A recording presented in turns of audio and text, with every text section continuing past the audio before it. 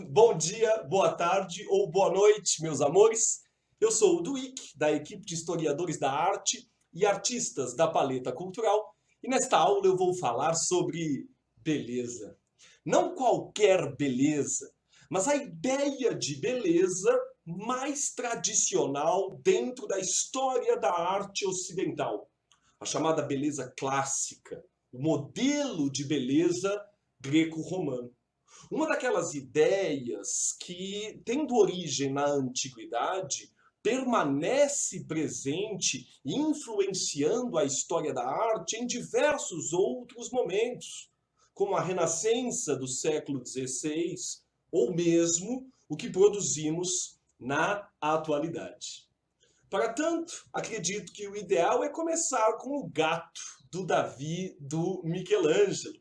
Dá uma olhadinha nesse olhar, nesse rosto, nesta escultura, provavelmente uma das mais famosas de todos os tempos, que vai servir de disparador para a nossa discussão. Não à toa.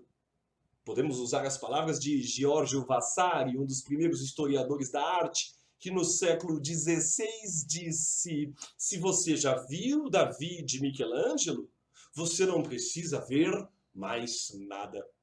Ou as palavras de Goethe, o romancista alemão do século XIX, que disse: se você nunca viu o trabalho de Michelangelo, você não sabe do que um homem é capaz.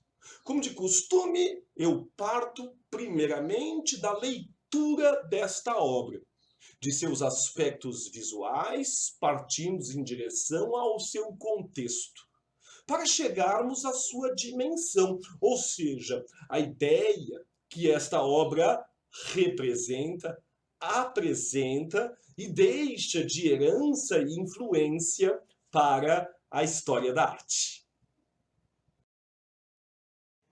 Quando a gente tenta ler uma obra do gênero escultura, eu acredito que o primeiro passo é lembrarmos que esta forma de arte tem uma característica muito específica. A escultura é um objeto artístico por excelência. Ao contrário, por exemplo, da pintura ou da fotografia, que são bidimensionais e representam objetos tridimensionais, a escultura possui tridimensionalidade.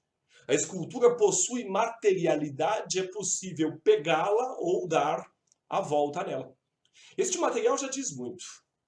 Observemos, por exemplo, que se uma escultura é feita de barro, bronze, ouro ou bolhas de sabão, isso já nos diz alguma coisa. Davi de Michelangelo é feito de mármore. Antes de mais nada, uma pedra de difícil trabalho. Uma pedra que exige dedicação, que exige esforço. A construção desta obra e da beleza que ela carrega exigiu de Michelangelo nada menos do que 3 anos de esforço e dedicação. Isso já diz muito sobre a ideia de beleza clássica. Algo que exigiria esforço, algo que exigiria dedicação, algo que exigiria trabalho.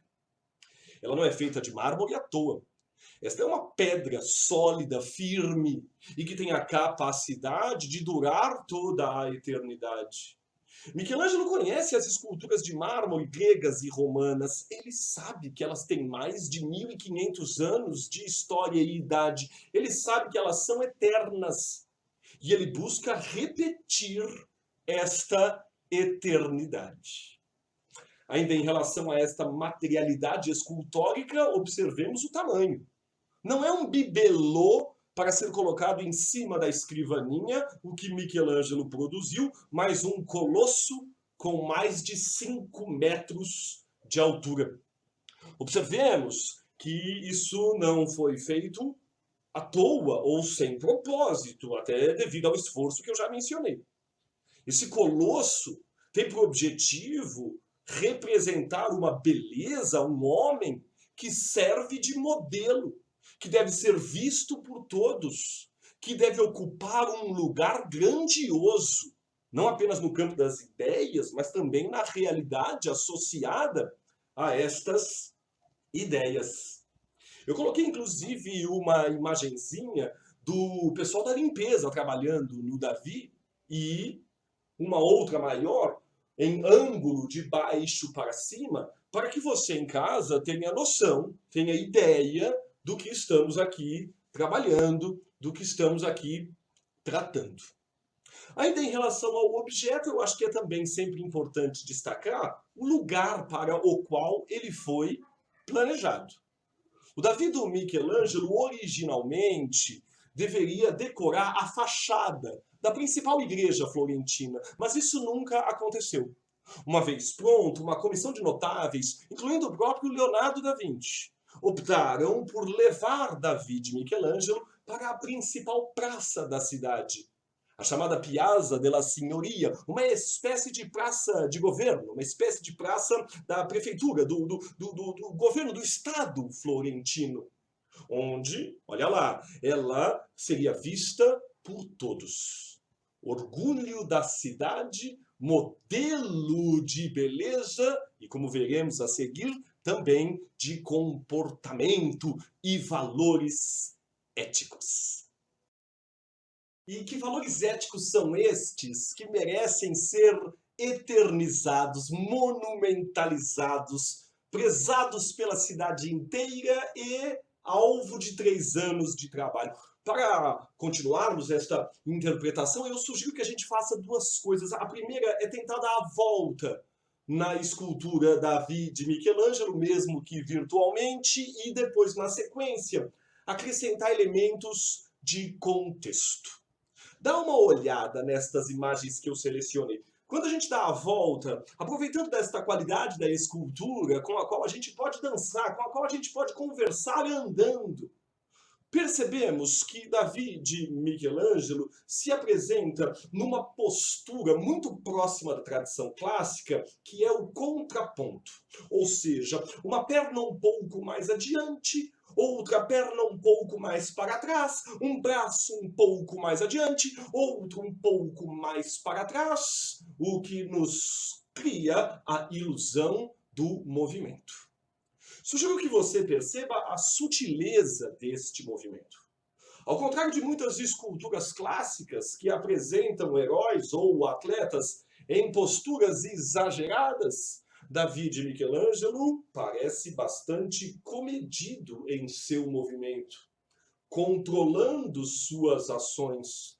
Mais do que isso, parece preparar-se para mover-se, com uma das pernas mais firme no chão e outra mais leve e solta, com um dos braços puxando a funda por cima do ombro, enquanto o outro busca a pedra. Michelangelo produz em Davi uma escultura que cria não apenas a ilusão do movimento, mas a ilusão da intenção do movimento. Esse aspecto visual é fundamental, eu diria que vista de longe ou de baixo para cima, esta deveria ser a primeira e principal mensagem passada por Davi. É belo porque vai agir em nome do que é bom. É belo porque planeja, pretende e pensa em agir em nome do que é bom.